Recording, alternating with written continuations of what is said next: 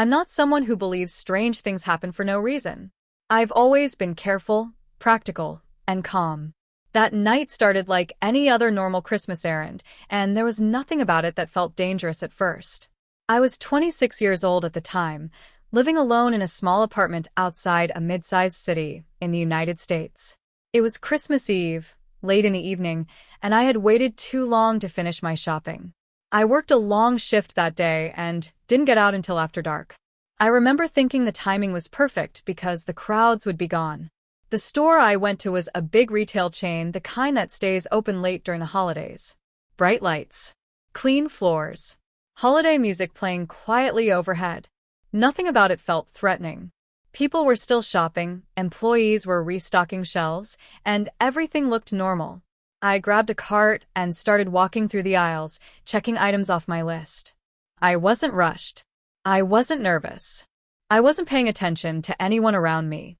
At some point, I became aware of footsteps behind me. That alone didn't mean anything. Stores are full of people. I kept walking, stopping occasionally to look at shelves. Every time I stopped, the footsteps stopped too. When I moved again, they followed. I told myself it was just coincidence. I turned down another aisle, slower this time. The footsteps stayed the same distance behind me. I could hear the sound of shoes against the tile floor, steady and controlled. Not hurried. Not casual either. I stopped my cart and pretended to read a price tag. Out of the corner of my eye, I saw a shadow stretch across the floor at the end of the aisle. Someone was standing there. I didn't look up right away. I stayed still listening. I could hear breathing. Not loud, but close enough to notice. When I finally glanced up, there was a man at the far end of the aisle, pretending to look at items he clearly wasn't interested in. He didn't have a cart. He didn't pick anything up. He was watching me through the shelves. I pushed my cart forward and turned into the next aisle. A few seconds later, the footsteps followed. That was the moment I realized this wasn't just bad timing or coincidence. This was deliberate. Someone had noticed me. Someone had chosen to stay close without saying a word. I didn't feel panic yet. I felt confusion. I kept telling myself there had to be a reasonable explanation. But one thought wouldn't leave my mind. If he was just another shopper, why hadn't he picked up a single item since I first noticed him? And why did it feel like he already knew where I was going before I turned the corner? The store was a large discount retailer just off the highway, one of those places people stop at for last-minute gifts, groceries, and holiday supplies all in one trip. It was part of a small shopping center with a few other stores, but at that hour, most of them were already closed. Only the bright glow from the store's front windows lit the parking lot. It was around 9:15 p.m. on Christmas Eve. The store was scheduled to close at 10, and you could feel it winding down. The overhead lights were still fully on, but the energy had changed. Fewer carts moved through the aisles. The holiday music played softly, almost drowned out by the hum of the air system and the occasional announcement reminding customers of the closing time. I was there for simple reasons. I needed a few gifts I hadn't managed to buy earlier, along with wrapping paper and a couple of things for Christmas morning. I had planned to finish shopping days before, but work ran late all week, and this was my only option. I wasn't stressed about it. I just wanted to get in, get what I needed, and go home. I lived alone at the time and didn't have anyone waiting on me. That made it easy to stay out late without worrying. I parked near the side of the building, grabbed a cart, and walked inside. Without thinking twice. The automatic doors opened, letting in a rush of warm air and the smell of cleaned floors and cardboard boxes. There were still other shoppers around, but not many. A couple with a child passed me near the toy section. An older man stood comparing greeting cards. Most of the people I saw were employees. They wore red shirts and moved with purpose, restocking shelves, pulling cardboard, and talking quietly to each other as they prepared to close. One employee stood out because she greeted me twice, once near the entrance and again when I passed her stocking gift bags. She smiled and asked if I was finding everything okay. I said yes and thanked her. Nothing about the interaction felt unusual, but her presence made the store feel safer, more normal. The aisles were long and clean, with tall shelves that blocked your view from one side to the other. Some sections were brightly lit, while others felt slightly dimmer, especially near the back of the store where seasonal items were already being cleared out. The farther I walked from the entrance, the quieter it became. I remember noticing how the sound carried. Wheels of carts echoed. Shoes squeaked faintly against the floor. Even small noises seemed louder because there were fewer people around. At the time, I didn't think much of it. I was focused on my list, comparing prices, checking my phone occasionally, and moving from aisle to aisle without a plan. It felt like a normal, forgettable shopping trip. I didn't realize that the quiet, empty space was what made it so easy for someone to stay close without drawing attention. And I didn't yet know that I wasn't as alone in those aisles as I believed. At first, nothing clearly wrong happened. That's what made it easy to ignore. The store still felt open and normal, just quieter than usual. I kept pushing my cart, moving deeper into the aisles, telling myself I was imagining things. The first thing I noticed was the sound. It wasn't loud. It was just another set of footsteps behind mine. Soft, steady, and spaced evenly, like someone walking at the same pace I was. I didn't think much of it at first. Stores are full of people walking in the same direction. That happens all the time. I slowed down to look at a shelf of candles. The footsteps slowed too. I stopped completely. The sound stopped with me. That caught my attention, but I still didn't turn around. I stood there for a few seconds, pretending to read labels, listening carefully. I could hear my own breathing and the faint music overhead. Nothing else moved. When I started walking again, the footsteps came back almost immediately. I told myself it was coincidence.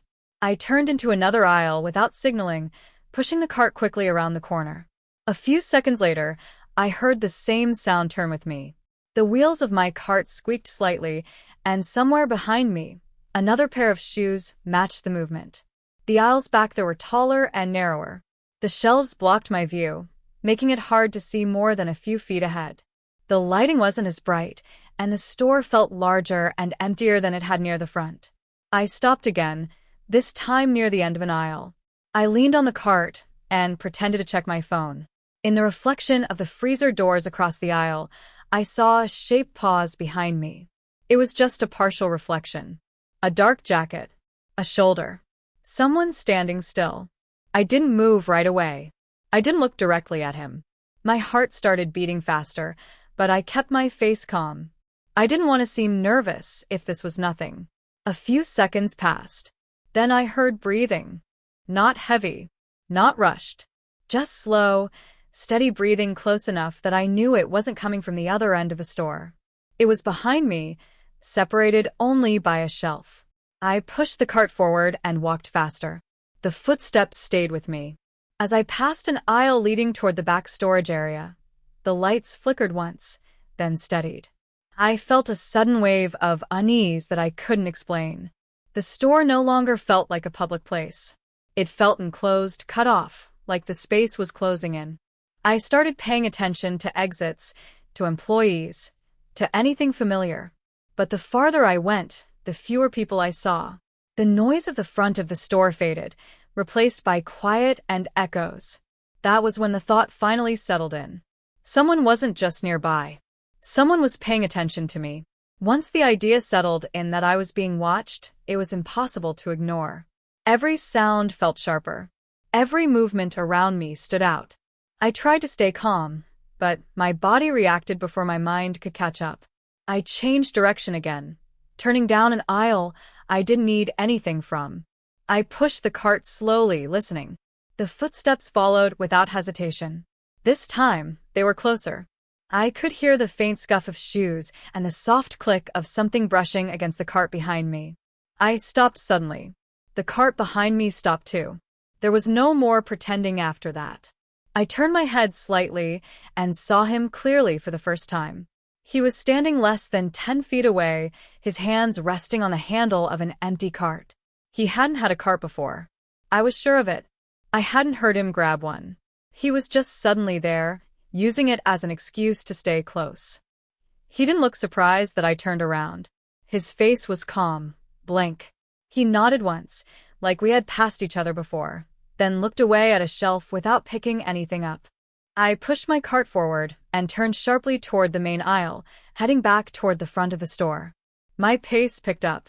I didn't run, but I walked fast enough to make my point clear. He stayed behind me. I passed an employee pulling a pallet of boxes. I wanted to stop. I wanted to say something. But something in me hesitated. I didn't want to cause a scene if I was wrong. I didn't want to overreact. As I moved farther down the main aisle, the store felt emptier than it had minutes earlier. Some sections were already dark. A closing announcement echoed overhead, reminding customers they had 15 minutes left. I turned into another aisle, hoping to lose him. He turned with me. This time, he didn't keep his distance. He closed the space between us until I could feel his presence behind me. I could hear his breathing again, slow and controlled. I could smell something faint and metallic, like keys or cold air. I stopped near the end of the aisle, boxed in by shelves on both sides and a stack of merchandise behind me. When I turned, he was there, blocking the open path. He didn't speak. He just stood there, close enough that I could see the veins in his hands and the way his fingers flexed slightly, like he was preparing himself. I felt trapped. The store no longer felt public or safe. It felt like a place where no one was paying attention, where something could happen without anyone noticing right away. That was the moment I knew I couldn't handle this on my own. If I stayed quiet any longer, he was going to make the next move. I froze for a second, trapped at the end of the aisle. Shelves on both sides, a stack of boxes behind me, and him standing in front, not saying a word. His eyes were fixed on me, calm, unblinking. That's when panic finally hit. I realized I had only one option: move fast.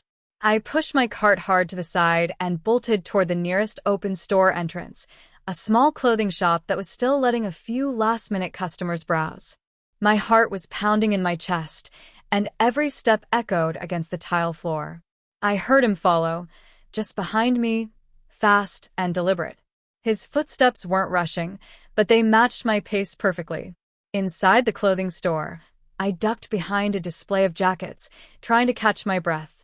I whispered to the employee, "There's a man, he's following me." She didn't hesitate. She grabbed the phone behind the counter and called mall security. The sound of her voice made me realize how alone I really was before that moment. I peeked around the corner. He was standing just outside the store, pretending to browse, but I could see a shadow moving along the wall. I wanted to scream, but I knew it would give him attention. I crouched behind the racks, trying to make myself small, hoping he wouldn't notice how scared I was. I could feel every beat of my heart in my ears. After a tense minute, I spotted a back exit in the corner of the store. I made a split-second decision and ran for it. My cart squeaked loudly as I pushed it through the narrow aisle, and I heard him move behind me again. I could see him step closer, just past the display. I didn't stop. I didn't look back. My only thought was getting outside. I slammed the exit door open, spilling into the nearly empty parking lot. The cold air hit me like a wall. I ran toward my car, keys shaking in my hands, fumbling to unlock the door. Behind me, I heard him emerge from the building, but I didn't dare turn my head.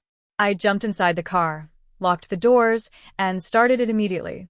Tires screeched as I pulled into the lot, leaving them all behind in a blur of red and yellow lights. Even after driving a few blocks away, my hands still shook. I could feel him there, lingering, like he had been waiting for the right moment all along. Every glance in the rearview mirror made me flinch. The streetlights reflected off windows, and I half expected to see him running after me. I didn't stop until I was safely on a familiar side street near my apartment, but even then, the feeling didn't leave. I called 911 from my car. I told the operator everything I could remember: the mall, the time, his appearance. I stayed on the phone until an officer confirmed that someone was on their way. Every second felt endless, like he could appear anywhere, even in the dark streets around me. I finally made it into my apartment and locked every door. I collapsed against the wall, trying to slow my breathing. The fear hadn't left. It lingered in the quiet hum of the heating system, in the faint creak of my apartment building, even in the shadows near the window. I knew I had escaped physically, but not mentally. Not yet. The next morning, mall security called me. I thought it would be a routine follow-up, questions, reassurance, maybe a warning about staying alert. What I heard instead made my stomach drop. The man who had been following me the night before hadn't been just some random shopper. He had been hiding in the mall for hours, possibly since before I even arrived. Security cameras showed him slipping into the employee-only corridors, moving silently between aisles, watching the few remaining customers without anyone noticing. It wasn't a coincidence that he appeared wherever I went. He had been following other shoppers too, all alone, all young, all women. I wasn't the first. And according to the footage, he had been carrying a small knife in his jacket pocket the whole time. I remember sitting on the edge of my bed, phone in hand, staring at the ceiling. It didn't feel real. Hours earlier, I thought I had simply imagined a stranger's attention. Now I knew the truth. He hadn't just been in the mall. He had been planning, waiting, looking for someone to isolate. The officer told me he had been apprehended in a storage room near the back of the mall, hidden behind a pile of boxes. There was no sign of panic on his face when they found him. He didn't resist. But the most unsettling part? He didn't say a word. No explanation, no reaction. Just blank eyes staring at the wall while they escorted him out. It changed everything. The realization hit me like a wave. He hadn't been reacting to me. He hadn't been following me by accident. He had chosen me. And for a terrifying few minutes, I had been completely at his mercy. I went back through my memory of that night. The footsteps, the shadow and the reflection, the slow, deliberate breathing. All of it wasn't random. Every small detail had been part of him testing me, closing the distance, seeing how far he could push without drawing attention. The police told me that, thankfully, he hadn't succeeded in harming anyone yet, but they couldn't answer one question that lingered in my mind. How long had he been doing this? How many people had passed through the mall that night without noticing him? And more importantly, how did he pick me to follow? For the first time, I understood the quiet wasn't peaceful. The emptiness wasn't safe. The calm store, the dim lights, the closing hours, they weren't just normal. They were the perfect conditions for him to move unseen. That thought alone still chills me. And it made me realize something I hadn't wanted to admit. The mall wasn't just a place I visited. That night, it had become a trap, and I had narrowly escaped. It wasn't a random encounter. It wasn't a misunderstanding. It was intentional. And he had been closer than I ever knew. Weeks passed after the mall incident, but the unease never left me. I kept imagining the man's calm, blank face, the way he had moved through the aisles as if the store belonged to him. I replayed every detail in my mind over and over, trying to understand what I had missed or what I hadn't noticed. The police never released his name publicly.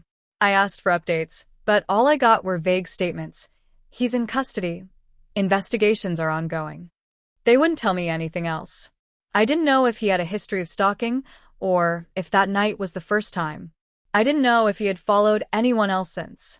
Every time I went out shopping, even during the day, I found myself scanning the aisles more carefully, watching shadows, noticing reflections in glass or mirrors. Sometimes I thought I saw him again, or someone who looked like him. Each time, my heart would race, and I'd leave immediately.